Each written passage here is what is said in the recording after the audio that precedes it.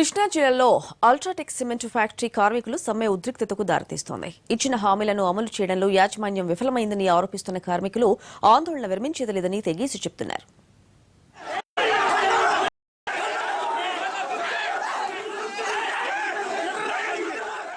వేతనాలు పెంచాలని కోరుతూ కృష్ణా జిల్లా జగ్గయ్యపేట మండలం బోధవాడలోని అల్ట్రాటెక్ సిమెంట్ కర్మాగారం కార్మికులు చేపట్టిన ఆందోళన కొనసాగుతోంది.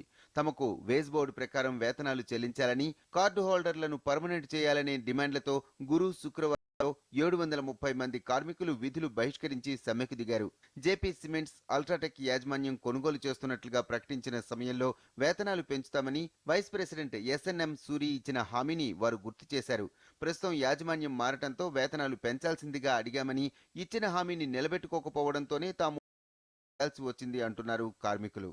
కొందరు ఉద్యోగులకు సంవత్సరానికి 1000 రూపాయలు పెంచితే తమకు సంవత్సరానికి 150 రూపాయల నుంచి 200 రూపాయల వరకు మాత్రమే పెంచారని మండిపడుతున్నారు. కొందరు ఉద్యోగులకు 30,000 రూపాయలు పైబడి వేతనాలు ఇస్తున్నా తమకు మాత్రం 6,000 నుంచి 10,000 రూపాయలు మాత్రమే ఇస్తున్నారని ఆవేదన వ్యక్తం చేశారు. మాకు ఇక్కడ 2 డివిజన్లు ఉన్నాయి సార్. ఒకటి సిమెంట్ డివిజన్, ఒకటి ఈఎన్సీ డివిజన్. సిమెంట్ డివిజన్ వాళ్ళకి సేమ్ ఎక్స్పీరియన్స్ వాళ్ళకి సిమెంట్ డివిజన్ వాళ్ళకి వచ్చేసి 30,000 జీతం, ఈఎన్సీ వాళ్ళకి వచ్చేసి 10,000 జీతం. ఈ తేడా మాకు వద్దు. 7 సంవత్సరాల మంచి ఈ అంతరం అలాగనే ఉంది. అల్ట్రాటెక్ వచ్చి మీకు అందరికీ ఒకటే ఉంటుంది అని చెప్పారండి. ఈ రోజు వచ్చి ఈ అంతరం ఇలా 2 డివిజన్లు ఉంటాయి అని చెప్తున్నారండి. మాకు అది వద్దు. మా ఒపీనియన్ ఒకటే సార్. మాకు అందరికీ ఒకటే శాలరీ కావాలి, ఒకటే డివిజన్ కావాలి, ఒకటే వర్క్ చేస్తాం మేము. ఆందోళన చేస్తున్న కార్మికులను సిఐటియు నాయకులు పరామర్శించి వారి సమ్మెకు మద్దతు ప్రకటించారు.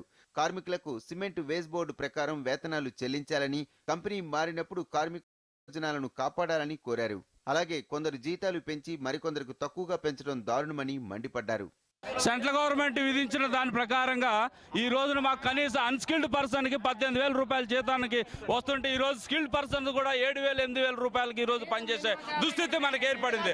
ఆ రోజు మన కార్మిక శాఖ దత్తాత్రేయ గారు అందరికి అనౌన్స్ చేశారు, కనీస వేతనం 18,000 ఉండాలని చెప్పి. ఈ రోజు ఎక్కడుంది? 7,000, 8,000. 8 సంవత్సరాల నుంచి మా ప్రాణాలు, మా కుటుంబాలు రోడ్ల పాలు అయిపోయాయని మేము చేస్తున్నాం. కార్యాలయపు అద్దాలు ధ్వంసం చేశారని, సంస్థ వైస్ ప్రెసిడెంట్ పై దాడి చేశారని ఫిర్యాదు ఇవ్వడంతో కొందరిపై కేసులు నమోదు. అయితే ఇదంతా యాజమాన్యం బెదిరింపు చర్యల్లో భాగమంటున్న కార్మికులు హామీలు నెరవేర్చేదాకా వెనక్కు తగ్గేది లేదంటున్నారు.